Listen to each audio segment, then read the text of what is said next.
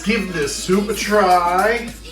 Wow, What are we making for lunch? Grab yourself some tomatoes on the vine, a red pepper, and let's make roasted red pepper and tomato soup. let's go. Tomatoes on the vine and place them into roasting pan. Take our red pepper and chop it into pieces. Into the pan. Out for 6 cloves of garlic. Our seasonings: 1 teaspoon of salt, 1 teaspoon of pepper, 1 teaspoon of onion powder, 1 teaspoon of garlic powder, 1 teaspoon of all Italian seasoning. And garlic into the pan.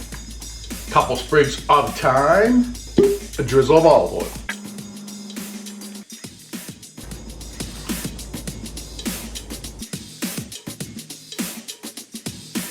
Cup of milk and a cup of chicken stock. Drizzle over some coconut yogurt, a fresh basil. Doesn't the soup just look incredible?